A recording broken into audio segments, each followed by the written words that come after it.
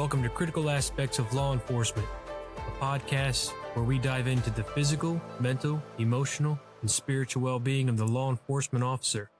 Minor injury accident in the 2700 block of 156th Avenue Northeast. All right, welcome back to Critical Aspects of Law Enforcement. I am your host, Vernon Phillips, and today on the show, we've got a special guest. We've got Eric. I'm going to let him talk a little bit about himself, give some background on who he is, his background in law enforcement, and what's up? I guess you want a little introduction. Is that what we're doing right here? Yeah, a little intro time. All right, let's see. I'm a retired police officer from Boynton Beach, Florida. That's near the West Palm Beach area for people that aren't familiar with that area. My mother's a retired Miami-Dade homicide cop. She did 30 years down there, so did my stepfather. So I grew up in Miami-Dade County during the 70s and 80s. We all know what was going on back then with the cartels. And so I didn't plan on going to be a police officer. Went to college, Florida State, go Seminoles. I know it's been a real rough year, but we'll bounce back. Yeah, so... anyways, didn't think you'd be a cop. I tried to go the federal route and stuff. Ended up catching shoplifters for a store called Bird Irons. I know the Florida people know Bird Irons because it was the Florida store, right? But ended up getting recruited by the Boynton Beach Police Department after catching a bunch of shoplifters saying, hey, man, you get this cool Batman belt, and you can actually get a pension. And I started thinking about stuff as I got older, and did my 20 years as a Boynton Beach police officer and got really sick. And, a lot more traumatized looking back at it than I'd ever realized, and my path has taken me different routes, and it's been actually crazy. And actually started living life once I gave up the badge and gun. And, I started a nonprofit, Cops and Campers, about outdoor therapy, which we'll get into. And then, I had a health journey where I was diagnosed with heart disease, and, I was 80 pounds heavier. I was looking at getting stents, which had killed my friend Joe. And then I'd really started looking at my health real aggressively, and I took control of it. I learned how to read blood work. I learned how to, understand what I'm doing to my body by what I'm putting in it, and it became a science to me. And then I got my nutritionist license over the pandemic. And then I was able to start helping first responders at different campgrounds. Yeah. So anyways, I started getting into this health world of helping first responders. And as I was camping, I started meeting more, military guys and everybody. They were pretty much metabolically sick, and they were also, trauma out by what they'd experienced in life, and that's why they were camping. So we started having campfires and little talks, and became therapeutic, and that's why my Cops and Campers initiative took off. I mean, there were some other things about a campground asked me to take down the thin blue line flag. I almost got arrested in New York because I wouldn't take it down, and it turned into a kind of a shit show, but we turned it around positively. And we turned something good with it. So yeah, it's been crazy. My mom had a character on Netflix that came out last year on Griselda. She was the star detective in it. That was her role. I mean, the actress playing my mom. So it's really been a lot of, when you're traveling another thing, we sold our house as I retired. We got an RV. We were already homeschooling. So now we've been traveling the country the last 4.5 years, homeschooling our kids and just living the dream. And everything that's happened, obviously since COVID happened and the restrictions, my kids have never seen it. They don't even, they know it, but they haven't really experienced it a lot of like the way other kids have. So everything's been just magical the way it is. My middle name is Michael. My mom's always like, hey, St. Michael is guiding you. We were in Monticello, Tallahassee area looking at work right around September. And guess what? 2 hurricanes came through and we ended up in Alabama. So we don't know what path, we're being pushed into, but it's been just an amazing journey. I mean, it's really, and self-fulfilling, and really dealing with my own issues. I'm 460 days in, no booze, which All right. Just hit a nerve right there. Sorry. Yeah. No, that's good, man. Congratulations on that. Yeah. Keep pushing forward, dude. Yeah. I didn't think it was that bad. No, what it is I had to sit back and really look at my life and what led me down to boozing to calm my central nervous system down and, get myself, because, I heard you on John Kelly's podcast talking about you all, you're never in that relaxation state, and the only thing that ever got me there was booze, and that's unless you got a prescription or for some, Xanax or something. And you're not going to tell your department that because you can't drive a car. And, it's all kinds of rules and regulations. So booze was the way out, and it's culturally accepted. Yep. Everyone does it. And that I'm not up here to preach to anybody to stop it. but you know your own battles with it. You know the bad decisions you made, and it's prolonged. I started drinking probably 18 years old. In Florida State when I was there, it was the number one party school in the country like 3 years in a row, and I took advantage of that. So I learned some bad habits, bad eating habits, bad ways to deal with stress, and that's why I ended up having to reevaluate at 50 years old and retired and said, "See ya." I left the drop money on the table. I left a lot, but you know what? I got my life back, my wife, my kids. So Yeah, and you cannot put a price on that. That does not. A lot of people, when people make decisions like that, and they're like, "What? You're crazy. Why would you do that? That's X amount of dollars." But when you're looking at just your overall health, the longevity of your life, right? This just the sanctity of your family life and all of that. Like you can't put a price on that, right? I mean, and it's just you may not walk out with your retirement and say having the X amount of money from the drop program, but you walk out so much more fulfilled and richer in the aspects of being able to have your health and your family and that support group around you. So man, Eric, there's a whole lot of stuff there that we want to dive into and kind of want to start pulling out, but man, I appreciate just your willingness to share that and just to be authentic, because that's what this is all about, right? It's about getting on here and talking about the impacts of the law enforcement profession, right? How that really impacts the individual in the profession. And, what we see stems from that. But not only that, but then also how we see people on the other side. And the more we can talk about that, the more we share those stories, the better, we can have that impact on the culture. But so as we kind of move forward, and I know there's a lot that you probably want to talk about, a lot of what you want to hit on, and there's a lot there that we can definitely pull from, and not we can't get into all of that in just one episode. right. But kind of as we begin to start, I mean, you kind of shared a little bit about yourself, but right now, what is it that you do to just keep yourself kind of balanced as far as like just taking care of your physical, your mental, your emotional, and your spiritual well-being? Like, what is it you do, on the regular, on the daily to kind of keep all of that balanced? And what are some of those tips that you can provide for other people? Yeah. Well, I am constantly moving. I take probably 15,000 steps a day. They call it ADHD, but I think that's just naturally what we're supposed to be doing. We're supposed to be moving around, picking stuff up, building stuff, and that's just how we were designed. Look at our bodies, Yeah. right? And I get myself moving. I do coffee broth in the morning, which is I put some, or I'll do collagen and some heavy cream and a little stevia because I did, Dunkin' Donuts for 20 years. My coffee has to have a little bit of something in it, Oh right? yeah. So, Yeah.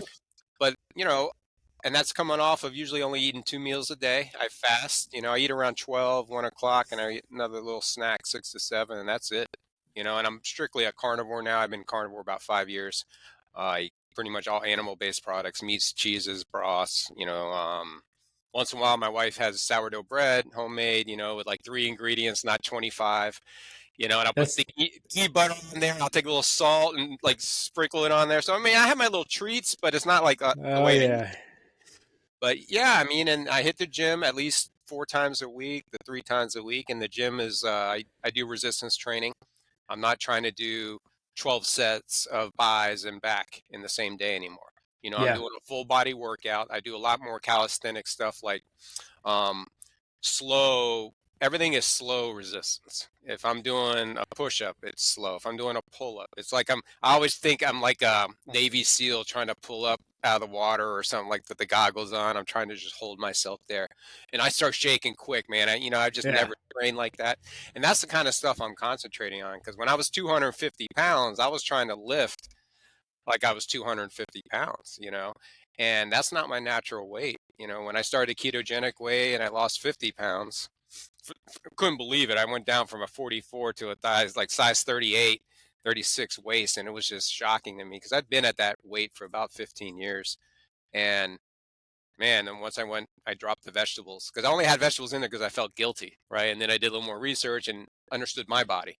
I'm not Yeah. preaching to go carnivore everyone else, but with me, when I got the plants out of my life, and alcohol is a plant, prescription drugs are a plant, where do you think all this stuff comes from, right? So I got away from it, And I read some books and started following some doctors, and I got myself right. It's a good elimination diet to go strictly like beef and Oh salt and yeah. water, I, and it saved my life. I loved eating like it was simple. I didn't have to think about planning anything. But when you have a family, you have other obstacles that come along the way. You can't strictly make them go carnivore because you're like, oh, I'm going to do the lion diet.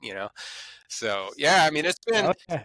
but that's what I do. I keep myself active and moving. I listen to a lot of podcasts that I can, everything from Rogan to Sean Ryan to, stuff that where I get a different perspective on things, and especially from a veteran's angle, because they're hitting some that I'm going through. So, I just read books when I can at night, even though I go right out, just, man, Yeah. you don't even need a drug. Just give me a book. I'll be out so fast. It just relaxes me. So, yeah, man. And it's a battle. I got shot in 2012 and it was the most terrifying day of my life. And even though it was only through the foot and the leg, I mean, that guy was trying to kill me. Right. So Oh yeah. we ended up killing him. And, there was so much that happened afterwards that led to the weight gain and the PTSD. And, obviously the drinking and the diet didn't help, and then my buddy Joe was probably in the best shape of anybody in our department, died of a heart attack. It kind of opened our eyes in 2016 because all of us were a lot, you're looking at your belly hold, over the gun belt at his funeral. And you're like, man, if that dude died, what's going on with me? Right. And, I Yeah. had two young kids. He had two young boys. So, I mean, it was very, we caught shoplifters together at Burn Eye. So, I mean, I knew this dude for a long time. And so opened my eyes. He saved my life. Hmm. And, I really looked into my health and, for my kids' sake. And that's why I had to change everything. But yeah, I'm sorry. I went on a tangent. You asked me about No, starting my day. no, you're good, man. No, Start you're good. Mondays. It's Mondays, I'm ready to rock and roll just like it's always been. It's hard. I have to freaking slow it down, man, because Monday, since we were little kids, get ready for school. Let's go. Hit the bus, or at least me, yeah. or, you getting a ride or something, and practice. It was just always boom, boom, go, go, go. So I have a hard time just chilling. You know what I'm saying? So, Yeah. and it's 5 years into retirement. I'm still like this, but it's better. But yeah, I had to walk outside, look at the trees. I would grab a yoga mat. And sometimes I'm not doing that yoga crazy stretches, one leg over my head. Sometimes I'm just sitting there, Warrior relaxing. pose. Yeah. But sometimes I just do that child's pose. I can almost go to sleep with that. But yeah, Yeah. it's really just getting out to nature has been like a life's, it saved me, really got me back. I was able to understand nature and my relationship with, the spiritual side of me too, coming out in this environment, really able to connect with my wife and kids. Like every day I'm with them. Yeah. I never grew up with that environment. My mom was there. I always knew she was there. And I'd have police cars pick me up, take me to football practice. If she, she's out there being super cop and, hey, go pick Reynolds up and take him to football practice. Right. And I think we missed out, and I know some of the stuff you deal with trauma, I know it gets passed down. And I know I've passed it down to my kids because there's Yeah. almost a difference between my two boys from the one that was born before the shooting and to the one that was born after. You can see the caution. You can see he's not scared. He's just a lot more apprehensive. And it could be just his personality, but you start seeing in other cops' children's and other people I've talked to, and you're like, wow, there is something about that being passed down, and my Yeah. mom was married to a military guy, traveled. So it comes from generations and generations, warriors and fighters and farmers. That's all we really were. Right. So, Yeah, that's the thing. I mean, there's a lot of stuff there that you talk about that I can definitely relate to. I mean, especially I cut out gluten and corn and all that, and I went strictly carnivore there for a little while, and then now I'm kind of like a ketovore kind of, and then I still kind of plug some not carnivore or keto things in there. as long as you know, Oh yeah, when I when know. you're eating it, you're thinking about RFK Jr. in your head, like that meme everywhere. They Yep. open the fridge, there's RFK Jr. sitting there. Or it'll be something like we'll get some ice cream or something. My wife will be like, exactly what that's going to do to you, and I do, right? I know how I'm going to feel afterwards. I know how it's going to affect my body, and I know that I'm probably going to spend at least 30 minutes in the bathroom because it doesn't work out well for me, right? So I tried to cut a lot of that stuff out, but man, I tell you what, so I did really well And then last January, my wife started getting into the sourdough thing, right? And now she is like a sourdough, like freaking like expert at all this. So she, the different loaves she makes, and she'll make bagels. She'll make sourdough bagels and hamburger buns, and she'll make sourdough cinnamon rolls. And it's like you're killing me with this sourdough, like literally, right? So I've tried to like kind of cut that back, but no, I went strict carnivore there, and I saw a huge decrease in my inflammation. Right, just I saw more sustainability in my overall energy levels. Like I wasn't having those crashes in the afternoon, and then people are like, "Man, how do you eat that?" Like then you get a nice cut of ribeye or whatever, and it's got some good marbling in there. And people are like, how do you eat the fat? And it's like after a while, the fat actually starts to have a sweet taste. And I don't know if you've probably experienced that. And I mean, I enjoy it. I'm actually probably getting ready here, probably after the first year, to go back strict carnivore, just because for myself, I mean, a lot like you, I did some research. I listened to some different individuals, read some different books. I was not going to go too crazy and cut out my coffee. I know, even though I know where coffee comes from, but Yeah, I got coffee too, man. that's but I can tell you what, I felt the benefits of it, and but man, that sourdough, man. Well, it's discipline, as It you is. know. It is. It's discipline for And sure. I battled too. I used to have a thing for almond butter, so bad to where I just had a thing of and this is as I was losing weight on keto because I'm still battling. I needed some fat, and I got tired of Yeah. just the other fat, and nothing like a scoop of almond butter. So I recently got off of that, like 3, 4, like I'm an addict. But I put the almond or almond butter away, and I started doing little dark chocolate, like the cacao Yeah. dark chocolate pieces, and that's been doing good. Like I'll come back through. That you have one, I'll just have one. I'm definitely Yeah. coming back. I already know it, but at least I can eat half a bar. And I know for me on the carbs, it's not a big hit. I mean, I'm 170 pounds now. I mean, I can eat a whole bar if I want. I can eat the sourdough, but I don't like what it does to my insulin levels and stuff like that. So yeah, man, you still have your little treats, but the coffee is how I quit drinking pretty much. I needed something else to do. I'm a big football fan, sports fan in general. I mean, I lost a lot of sports over COVID, and it's not because they died either. It was just because of what happened. Yeah. So I lost basketball and I lost baseball a little bit. Like I don't know. So I got more free time to look at myself and stuff. So yeah, I like the dark chocolate option. It kind of keeps the beast calm. And it's a good, sometimes I'll even get those morsels that you'll throw in like chocolate chip cookies because sometimes they're on sale. And if you just look at the back and keep that corn syrup out of there, if it's Yep. just cane sugar, your body can at least handle that a little bit better in smaller doses than just, gluttonizing with the corn syrup all the time. But yeah, I'll do a handful of those and all right, it's like M&Ms, but without the M&M poison, so it's Yeah. just kind of you got to do little things and you can do it. And I saw you said the whole food diet that you tried and, I've been everywhere. I've been from Weight Watch. I mean, I didn't sign up at Weight Watchers, but I ate, lean cuisines and all that crap to try to lose weight. And the only thing that's ever really been satiating was eating pretty much a meat-based diet. Yep. And because I was on a plant-based diet my whole life. Everyone's like, well, you got to cut back meat. But guess what I was eating all the time?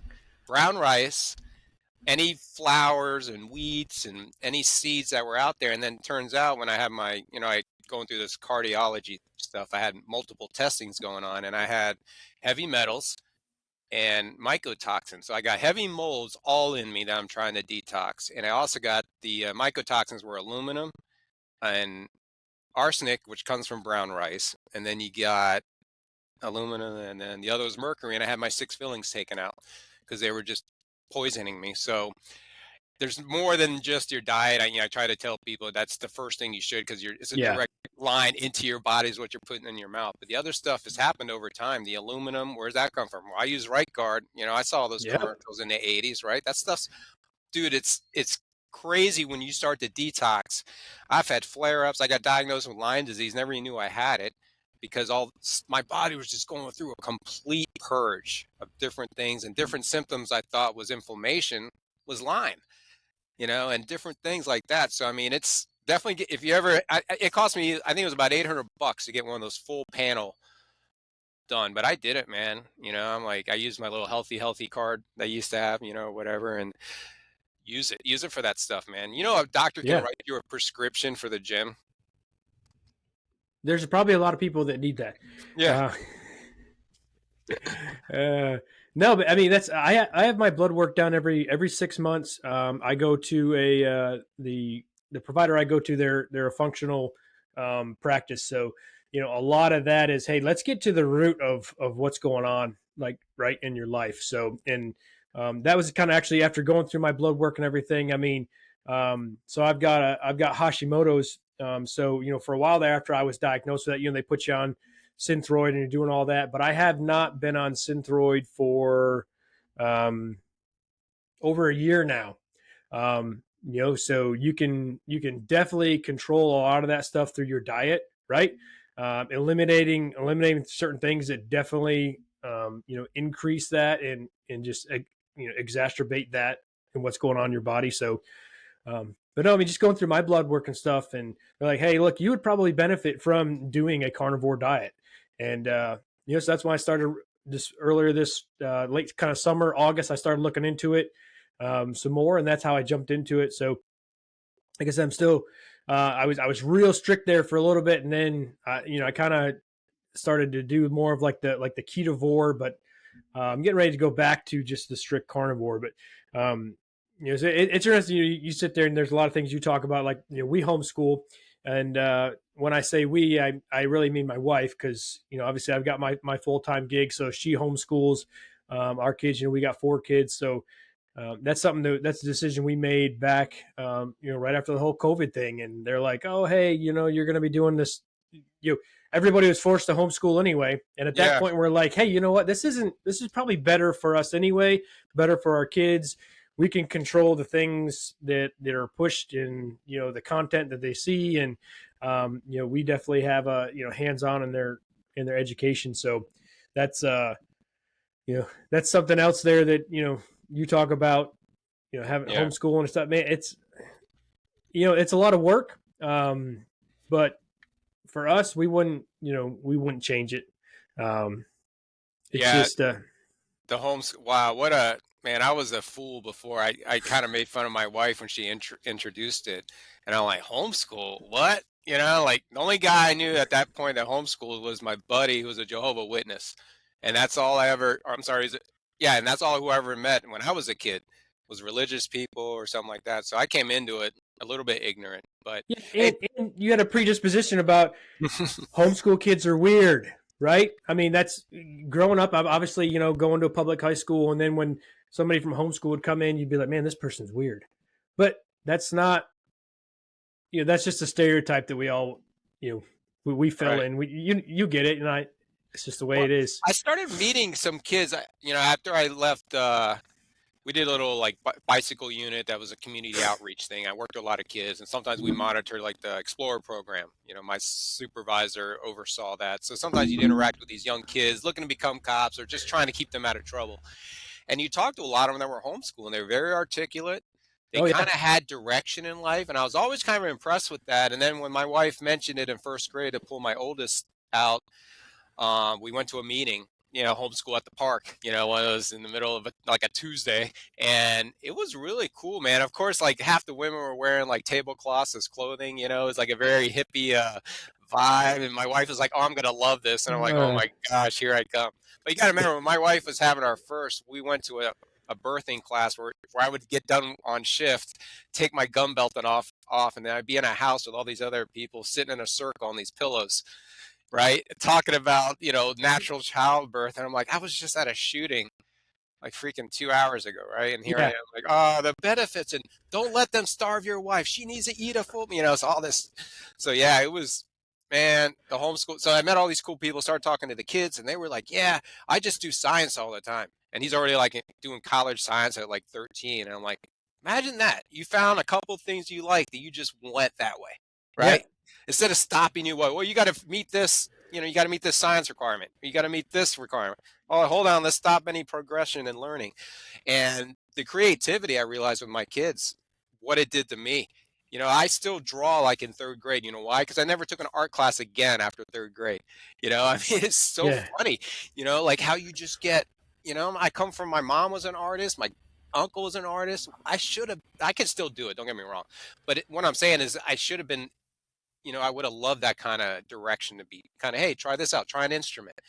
We know you're athletic, you like playing sports. All right, little warrior man, but what are the other things that you would like to do? Building, you know, shop, you know, they start pulling shop classes and all this stuff out. And now I realize what skills do I got after 20 years as a cop? You know, Yeah. guess what I'm doing now? I'm doing security. That's the kind of skill I get. Drive trucks, get another cop job.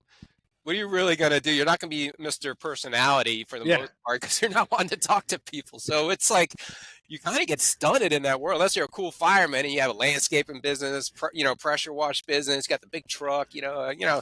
So I don't know. I really looked at, as my kids now, they know how to start a fire. They can survive in the woods. They're 12 and 9. We watch the Survivor shows, you know, all those like Alone, and I'm learning with them. I'm like, I didn't know that either. You know, let's go start a Yeah. fire, or let's build something. And you know, I'm almost reliving my childhood, but it's being productive. We've worked on farms the last 4 years. We slaughtered a pig. We slaughtered a bull. We've like been like in it, and it's crazy. I'm a suburban kid from Miami. I never learned any of that. I've seen dead bodies like on the streets, but I've never, you know, had to see one start to finish. And that's educational for them. We're looking at homestead, and so yeah, that's, you know, it's just been a natural progression of where we're at, you know. And it started with homeschooling. It was the first step, you know. Yeah. So when you kind of look at, and we'll transition a little bit here, but you know, when you start looking at kind of law enforcement in general right now, like what are some of the key points that you think that we need to do better at as far as, you know, onboarding our new recruits or even just instilling some good techniques into our current, you know, our current people who are already working, you know, some of those veterans that are already there. Yeah, I remember this coming up. We used to have a program where our rookies, you know, they're in service training, they're all sitting around, and we would bring in cops that had been in some critical incident. You know, most of us been involved in a shooting at that point. One cop was shot. One had to shoot a guy that was fighting. You know, two guys. You know, the cop was fighting for his gun with a suspect, and this guy had to come up and make that decision, right? And they got divorced, and you know, all this stuff. And you know, it wasn't a trauma dump, but it was just letting them know the world, you know, that they're going to come into and what can happen and the after effects and how important it is to talk about it.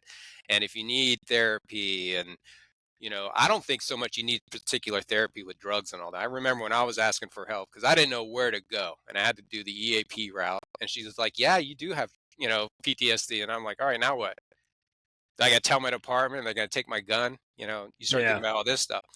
So luckily, my workers' comp lawyer knew a guy, so then I got a lawyer on board to help me with this. But yeah, it was a fight to get that help because you know there is a stigma. You know, it wasn't like I was scared to go out there. I was gonna shoot again.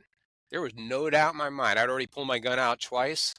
I almost pulled the trigger on an unarmed guy because he reached in his pocket for his ID because he didn't understand me. So you look at that, you're like, damn, I almost waxed that guy. You know, and I would have been covered, you know, I would have had to explain it, of course, but Yeah. I would have had to live with that decision, you know. So all that stuff was bearing down on me. So the workers' comp finally, they, you know, boardroom full of 6 attorneys on the, you know, their side, make me break down, and finally like, all right, yeah, he deserves to go talk to somebody. So I finally got the therapy. Dr. Mark Barnett, he's down there in Palm Beach Gardens. He works with all of us, you know, all of us. Sorry, No, you're good, man. woo, but he saved my life. Pretty Hmm. much what it was. So all that breaking down with them shitbag lawyers was worth it. And now, you know, other cops have gone that same path, you know, without having to disclose it and shame themselves, you know. And I think that's one of the issues, you know. It's fucked up to see some of the shit we see, you know. It's okay Mhm. to get upset about it. I remember all of them from day one, you know, they're in my memory. And I know guys that are on the job struggle with it. It's there, and they're drinking themselves. They're getting in, you know, fights with their wives, or being grumpy with their kids, and it's slowly happening over time.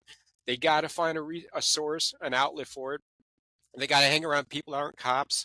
You know, I started coaching t-ball for my little kid. He was one of those where you walk in to help and you walk out with a team. And now I'm calling, you know, getting numbers for everybody. I'm like, how to become team mom also. And Hmm. but that was great. You know, it kept my mind off of the streets and constantly being there all the time. I was still there, but it wasn't as much. I didn't have to take my gun onto the little t-ball field, is what I'm saying, Yeah. and instruction with little kids and seeing, it was so therapeutic, and talking to the parents, and it kind of got me out of it a little bit, that there is decent people out there, because unfortunately, we don't come across them most of the time unless it's an award ceremony or a funeral.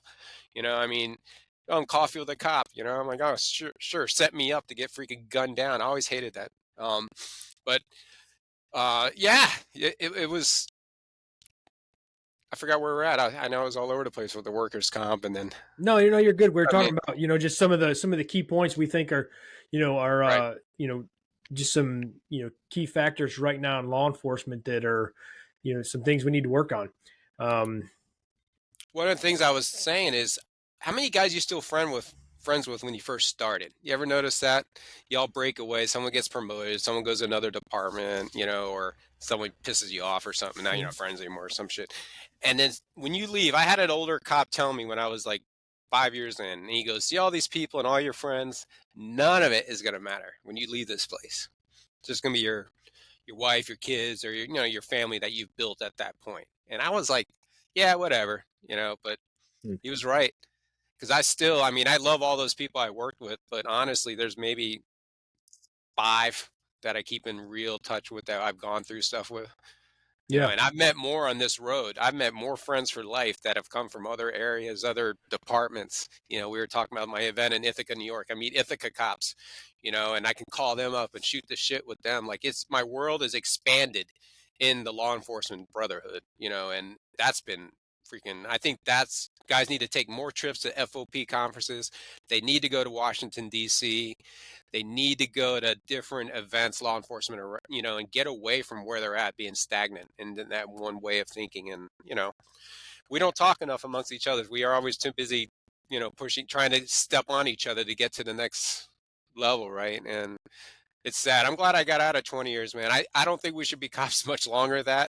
Honestly, I don't know. We should get paid a lot more money and do less time, Mm. and I think there's Yeah. other things we can And do for teaching guys and like what you're doing, and yeah, and the statistic on that is, in a 20-year career, depending on where you do your research, I mean, there's some places that say in a 20-year career, a law enforcement officer will experience 800 critical incidents, right?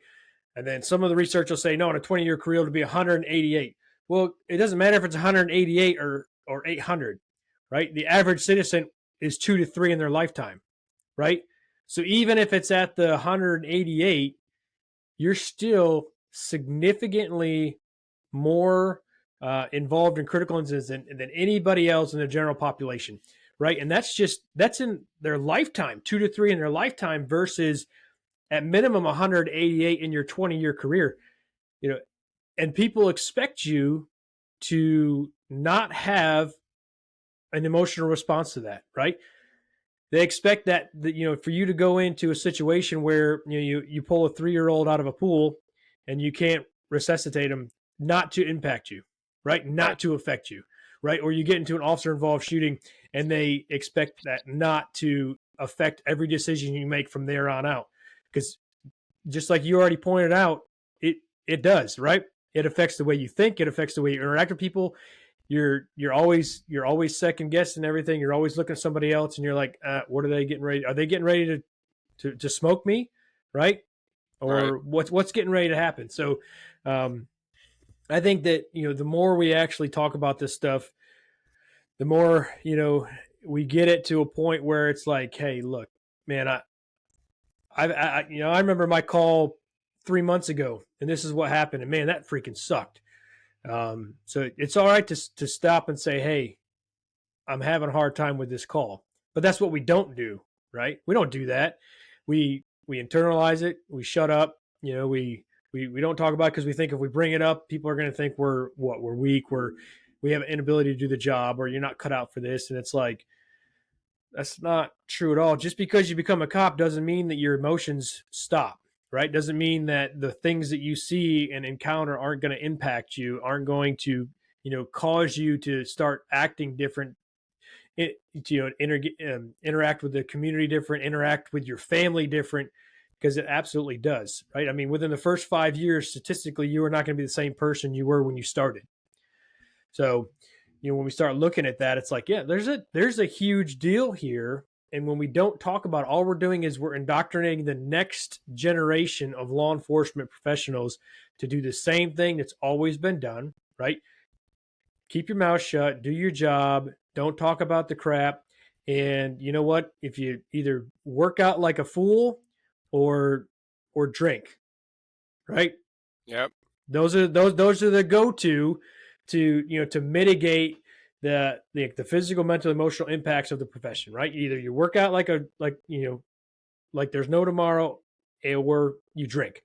So, but both of those are not long-term, effective coping strategies. And some people are like, whoa, what do you mean exercises? No, if you're doing it to avoid taking care of the presenting concern, what's at the root, what's at the cause, then you're not actually addressing, right, the trauma. You're not actually addressing the root. All you're doing is you're just in that cycle every day, right? So the more we talk about it, the more we get people to say, hey, it is okay to go and talk to this first responder therapist and sit down and say, hey, this week was pretty rough. And the more you do that, the more you're going to see cops that are healthy, that are engaged, that are better serving their communities, that are better serving their homes, and that just in general are better law enforcement professionals. Yeah, John Kelly tells a story of he went to AA or a meeting that he got jammed up as a cop, and he went to an AA meeting and one of his bosses kind of pushed him, to go to, and he saw some other cops in there. And how that kind of broke it down a little bit for him so he could, okay, I'm not the only one going through this. And I think we need to be ahead of that. We don't need guys to be at that crisis point of an alcoholic that they can walk into a room and feel comfortable talking about shit, Yeah. But, if you walk into a room and you talk about, man, I thought I almost shot that guy. It was a close call. And then you break down because you've built up, 10 years of stress. We know we are. They're going to be like, oh, Johnson was crying because of a fucking gun call. I mean, that's the kind of shit we got to stop, because we've all known guys that have been the super tough guys that have been fucking, humbled, Oh, yeah. We had a cop once that said, you want a shot at the title, and that guy fucking took his title, fucking knocked that bitch out, and you sit back as a young cop and you learn from these older guys. You learn what's working, what's not working. You see the SWAT guys. There's a reason those guys are usually looked up by. Because they're usually in shape. They're put together, And with our department, that was the way to go anywhere, unfortunately, from at one time. Not so much now, but at one time, that was the route. And, being in shape. But then those guys also drank a lot and partied. So you just adapted that, and gosh, I made some real bad decisions as a cop, in my early years, drinking and driving a few times, and I probably shouldn't have been, so I've learned my lesson from those moments. It wasn't in the police car. It wasn't like, I'm driving home, but Yeah. guys do that too, though. Yeah. I've seen it. I see them in front of strip clubs. And I'm like, that's weird. There's no detail tonight, so, but yeah, I mean, it's not a normal job. It's a man-created job, and one of the things I also, I think we should get more benefits as homeland veterans, I mean, nothing against the military. Most of us, a lot of the cops are military guys anyways, but I just think we get forgotten about, we don't get the same benefits at times, and there's not that the VA is the greatest thing in the world, especially if they're following the wrong medical advice of the powers that be, but at least they got an avenue to get help. And we don't have something like that. I always thought that we should have like our own police type of hospital system. We pay enough in taxes and those BS freaking, insurance that they try to tie us with the city people, and everyone's paying the same. It's just a nightmare. So I don't know. I've always thought about something like that, and maybe that can open some doors for more, cops and campers events where it could be cabins and it can be more of a week-long therapy that you're telling yourself, I got a drinking problem. I think I need to work on this. I got some other issues that's, other trauma that I have to, I've done art therapy. That was very beneficial to me. Actually, right there in Tampa, University of South Florida, I went there. And that opened my eyes to so much trauma that I've had back from my childhood. Stuff that, I didn't have any issues with, being molested or anything like that. But My parents have been married 8 times. My mom is a homicide cop. There was trauma there. I lived, I saw what she was bringing home. And just being a young kid at the time of a divorced parents, in the 70s, that was new, you Yeah. know. So I discovered all this crazy stuff that's been just weighing me down, it let me open up. And then I was able to refocus. Like one of the things was every time I got behind a Lincoln Town car, it would put me back to my shooting because that's the chase that happened. And I would elevate my heart rate, start sweating. I could feel it, even though I tried to control it. Don't think about it. Don't think about it. There it was. But this art therapy, man, a couple days later, I was behind a Lincoln Town car, and I didn't even think twice about it until it turned, because it was the same kind of turn when he crashed, and then he opened the door, started shooting. And then I saw it on the corner of my eye. I was like, holy shit, that was a Lincoln Town car. And so I called the doc up. I go, I don't know what you did to me, but it's working, because it delayed the response. He's like, well, that's what's supposed to happen over time, and I guess it has to do with moving some of the stuff in your frontal lobe to the back, I guess moving your hard drive stuff around a little bit. And, Yeah. Don't underestimate that type of therapy. I'm telling you, cry it out. If you don't feel comfortable around cops, get somewhere else. Lie about your name. Go somewhere else, and I can't tell you, I cry every podcast. My kids make fun of me, right? Because it's therapeutic.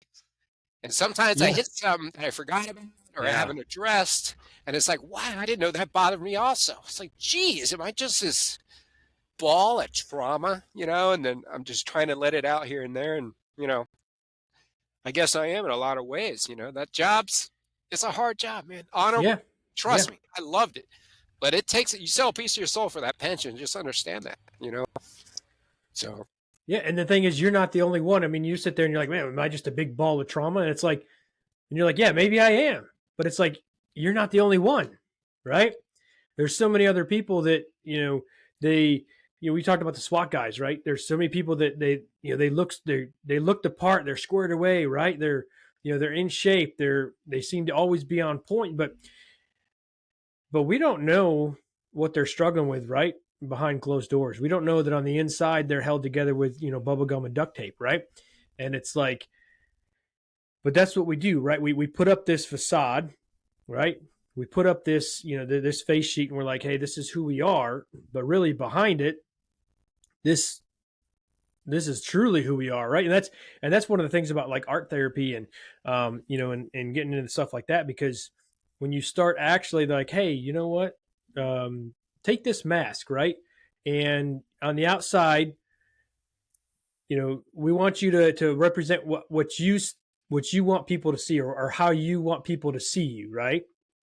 So generally you'll see people, they'll do like Iron Man, or they'll do like a Superman sign, or they'll do something, something where it's like, it goes right back to, I'm the alpha, I'm the tough guy, I'm the, nothing phases me, right? Right. And then, hey, they're like, hey, on the inside, now paint how you truly feel. You know what happens? There's a significantly huge difference between what's on the exterior of that mask and what's on the interior of that mask, right? Yeah. Then you start to see guys and girls writing things like broken, no purpose, where am I going? Doubt, fear, like they start writing these words, or they'll draw or paint cracks on the inside, right? Signifying that they're broken, right? That there's cracks in their armor that they've got, but that's not how they display themselves to people. But when we do that, right, and that's how the law enforcement first responder culture is, right? That all we're doing is we're continuing to do a disservice to the men and women that serve our communities, whether they're, law enforcement, whether they're firefighters, whether they're in corrections, whatever it may be, because we're not giving them the opportunity to say, hey, look, I'm struggling with something. I love this job. I enjoy what I do, but I just need to hammer some things out. And when we don't give them that opportunity, right, they stow that for 15, 20 years, 25 years, whatever it may be. And then you start seeing, now they've been divorced and remarried 3-4 times, extramarital affairs, overweight, health problems, drinking problems. They get out, they retire, and 3 years later, they're dead. Right? Yep. And we're like, nope, we don't talk about it. But it's like, okay, well, then nothing's ever going to change, and the things are going to stay the same, right? and the average lifespan of a law enforcement officer is going to be 59 years of age. And statistically, yeah, they're probably going to they're going to be overweight, they're going to be have health complications, cardiovascular disease, all of this stuff. But hey, let's just keep doing things the way we've doing it, because we've always done it that way, right?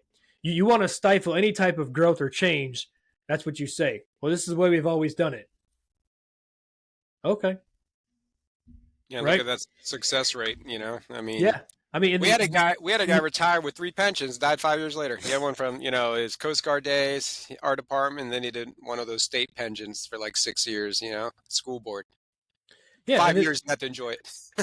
Yeah, and then people talk about, what are we doing? What's going on? Why are we having so many suicides? Why is that the leading cause of law enforcement death? Well, it's because we don't give people the opportunity to share their struggles, right? They feel like they're the only one. And they're not the only one. Now, they may be, what they're experiencing, they feel different, right? It impacts them different, right? So we don't know how they're feeling, but there's individuals that have experienced similar things, and they are experiencing it in a different way. And there's this idea that you're alone. We don't, but that's why we do this. That's why I want to talk about it. That's why, you come on here and you're vulnerable and you're authentic, and, you've referenced your shooting a lot and how it's impacted you. And then, and then you get on the backside of it and you talk about, hey, you know what? I did some art therapy, and it kind of, reduced some of the side effects of that, right? It started to kind of, take away that emotional fuse. And that's what happens when you actually go and you sit down with somebody, or you use some type of modality of treatment, is, right, you're taking the emotional fuse out of that, and then you're actually getting to the root of the problem. And then it actually gives you the ability to go back and enjoy life, or maybe even enjoy your career. And for you, it's now, you're on the other side of your career. You're retired, and now you're seeing a lot of things for the first time, and you're enjoying your family, you're enjoying the things you're doing, and it's had a significant impact, right? So, and it's led you into doing these other things, right? It's led you into the whole, the Keto 5.0 and the cops and campers. And, so how much is that, like the Keto 5.0 and the cops and campers, how much has that impacted your life in the last, several years? Well, the weight, when you lose 80 pounds, that's life changing. And it's literally, and I started growing my hair out when I retired. So now here I am, the hippie cop, as you always see. But I actually did it as a joke with my kids. I go, I'm just going to grow my hair out. And now it's become like a family prank for 5 years, because it's still kind of weak. It ain't like I'm having any dreadlocks here. And my kids have their hair all long and beautiful, because they're young lions, right? So yeah. But no, you losing the weight, it changed my mindset. It helped my symptoms of PTSD. I wasn't inflamed all the time, and I'm still can be a grump. Certain things can set me off like everybody. I mean, you were talking about, we all come into this with some sort of trauma. I think most of us cops anyways. I mean, there's some that's happened. We want to make a difference, whether we've been a subject of violence or, God forbid, something worse. We don't want that to happen to other people. So then, the compassion side of, we're a lot more compassionate than most people, I think, especially to put our life on the line, right? So I think that's, one of the things you were talking about, that we have to get a hold on that's why we're feeling the way we're feeling, because we are so compassionate. And, and then not to be feeling bad about it. You're supposed to feel bad about some of the shit you see, because like I was saying, it's messed up. But some of the things that happened along the way with, I changed my diet.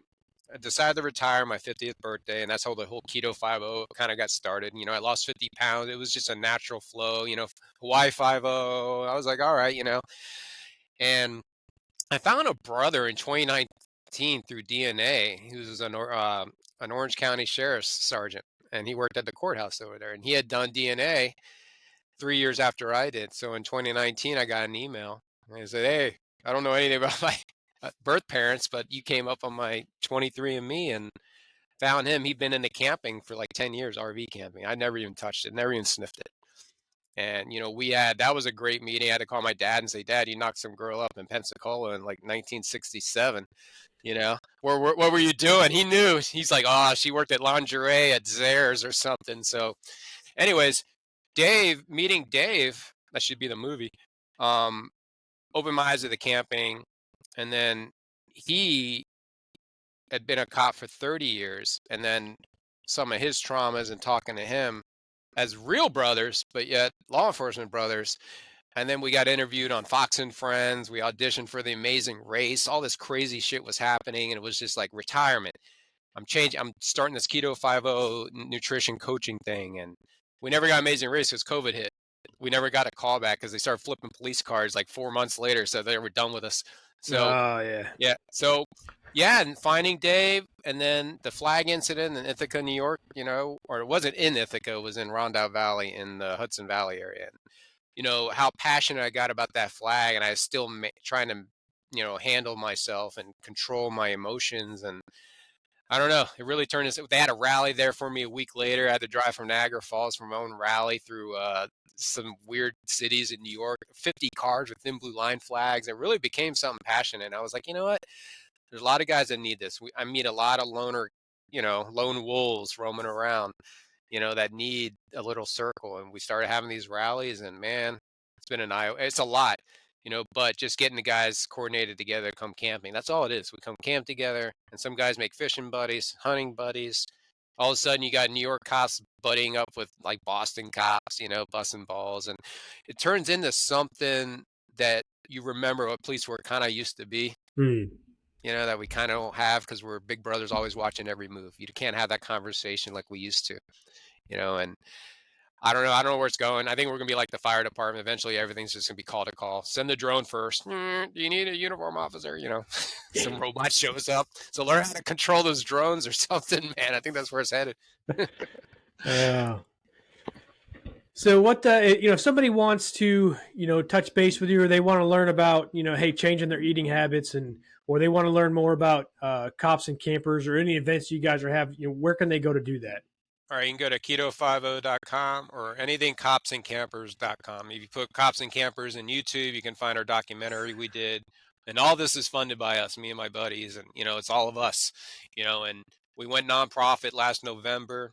Not this one, but the year before. And so it's a grassroots movement. We're trying to build it. I'm slowly getting some, I've had guest speakers come to a couple of my events, and just hanging out and, shooting the shit. And also I got therapy lined up for guys that want more meditation and yoga. And, I got carnivore and ketovore doctors that are willing to take on clients. And one of the things I can say before I leave is get yourself a continuous glucose monitor. Get one of those things that you slap on the back of your arm, even if you pay out of pocket. Watch what your diet does to your sugar levels in your body, and see what affects you and what doesn't. Like, I'm a little better with potatoes than I am with rice. So, there's little things you can do to help you battle the weight. But yeah, Keto 50, Cops and Campers. You can find me anywhere. And if you want to see my mom's character on the Griselda show, it's pretty crazy that she was on. My mom's on a freaking cartel show. It's freaking wild. That is pretty cool. Hey, that's my mom. And they even have a little Eric in episode 2. I think she's taking me to baseball practice. So it's kind of funny to see some kid being Eric, so, but he needs a carnivore diet too, though. He's a little like soy boyish. So yeah, they, so as far as the glucose monitor, I've got one, and I want to say with my insurance, it was like, I think it's like $30 or something like that. And they run for 14 days, and then, you swap it out. So it's just, slap it right on the back right here. I got mine on, and it's just download the app on your phone. You can monitor, you can eat, and then monitors you, and you can actually track, hey, what am I putting in that's going to cause my sugar to spike, right? And then you can make a note of that, and then you can document that, and you can say, hey, you know what? I need to avoid this because I know if I do this, there it goes, right? Well, I saw differences even with energy drinks, certain ones. Like, I could drink certain ones I could have and didn't affect me. I have another one. It's like, I'm like, well, I'm staying away from that one because, obviously I'm not a bear hibernating. I don't want to increase my fat. I want to burn fat. So, yeah, definitely that was one of the biggest things, because when I was going through my heart disease stuff, they wanted to figure out, like, because I don't know if anyone's had a calcium score real quick. Mine's over 4,000. I'm like a unicorn. I'm one of the very rare people walking around with over 4,000 CAC score that doesn't have stents, and I'm not on statins. They're trying to figure out why is my calcium going up all the time, but that's why we did the mycotoxins and all these testings to see if I'm being poisoned another way. So I do talk about that on my social media stuff if people want to see some of that. And, it's been scary. The heart is, that adrenaline through your whole career, dude. It's not a healthy thing. It's really No. damaging, and Oh we're yeah. not supposed to be under attack all the time. So Nope. understand that is going to take its toll. And that's what kills not only most people, right? It kills us like freaking hands down. Right. So Yeah, that's the thing. Like cortisol, right? That's what happens, right? When you're put in a stressful situation, right? You get a cortisol dump because it gives you that fight or flight response. But what happens in the law enforcement community is you never come back out of that threat response, right? So it's just this continual boop boop boop, and what that does to your body long term, man, it breaks down your body, and it leaves you exposed to just disease, fatigue, just complications, burnout, and depression. Yeah. it just tanks you as an individual. So that's why, you have to learn how to, on your days off, to reset, right? To engage that parasympathetic nervous system and allow your body to rest and reset, because that's what you need, right? I mean, that's when your body goes back to base level, right? Everything goes back to normal operating, and you're like, okay, threat's gone, I'm good, I'm safe. But in law enforcement, that's a continual thing. It's just always pegged out. You're just flat out all the time. It doesn't stop either when you get done. I mean, I'm not driving my car like I'm driving my police car. Don't get me wrong, but you're there. You see stuff sometimes you think it's happening. It's not. Oh no, that's not a robbery. All right, yeah, it's just a guy walking. But you're still kind of like hanging around, like you said, and it's stress, and stress is a killer. And if your job is that stressful, you got to really look at, is it worth it? I mean, yeah, no, absolutely. Change your life like I did. I mean, I'm driving around in a freaking RV across the country, and wow, I would have never thought I would do something like this, and it saved my life, man. It's been glorious. Let me tell you that. So that's awesome. Well, Eric, I'll put your information in the show notes. I'll put your Instagram in there and all of that. That way, if anybody wants to reach out or they got any questions, they can definitely get in contact with you. But I appreciate you, jumping on, taking the time.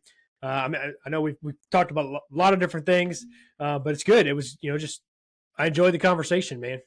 All right, me too, man. Thank you, man. Like I said, this helps me, and any of you guys, man. I'm telling you, you got a story to tell it, because there's someone out there that probably can relate, and you'll help. Tell me, I get calls, once in a while out of the blue from a podcast I did 2 years ago. Good says, thank you, man.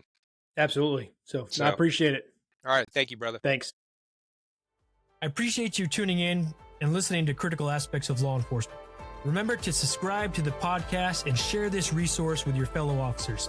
The goal of Critical Aspects is to serve, support, and sustain the law enforcement professionals. So head over to www.criticalaspects.org for more resources and information. And as always, God bless and be safe.